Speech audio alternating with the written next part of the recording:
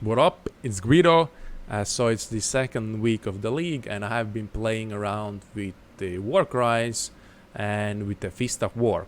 As my slam, I chose a Tectonic slam, and I think I figured out the best way to play the combination of slams and Warcries.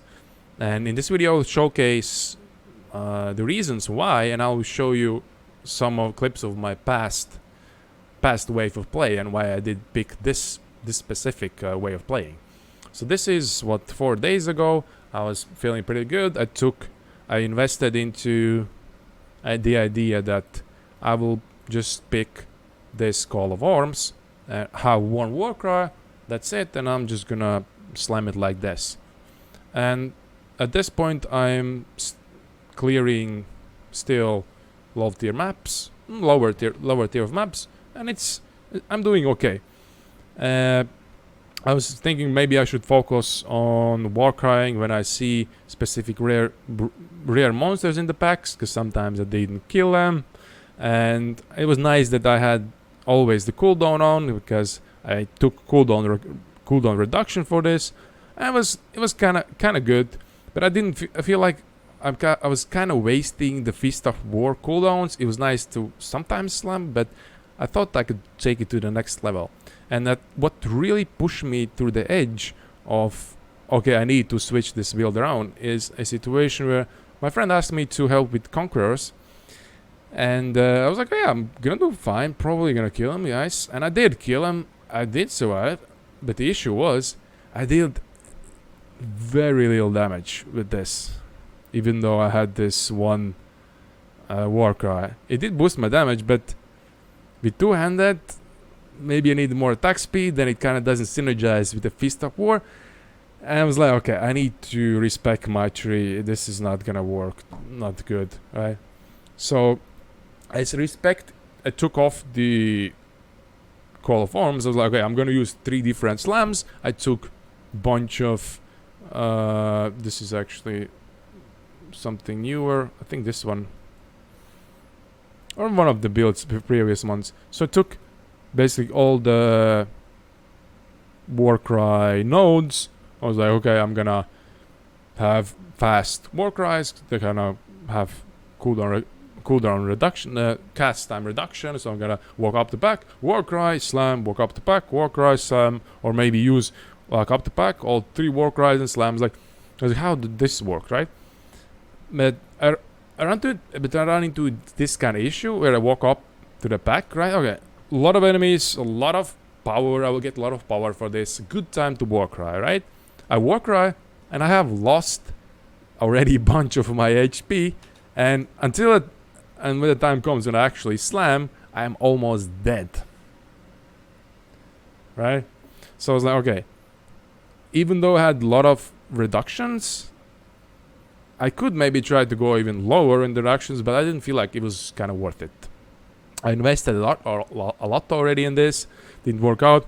So like, okay, how can I use these Warcries to my advantage? And then I started to look about what the Warcries give, right? And if I take a look about the buff from the enemy power, then Seismic Cry gives me what? Reduced enemy stun threshold. It's like, yeah, I don't really need that. It's nice to have with specific items, but I don't know. Then Intimidating Cry overwhelms physical damage reduction. It's like, I don't deal physical damage, I deal fire damage. And then, yeah, Inferno Cry, yeah, this synergized well with the Cry. And but then I looked on the exerted attacks, which was the key. That this, for example, Seismic Cry gives 30% more damage. Very nice. 30% increased area of effect. Very nice. Then Intimidating Cry deals double damage. It was like, wow, double damage. That's a lot of damage. And then what I did, I also 6-linked my Infernal Cry. And you might wonder why. It's a Warcry. Why are you 6-linking it?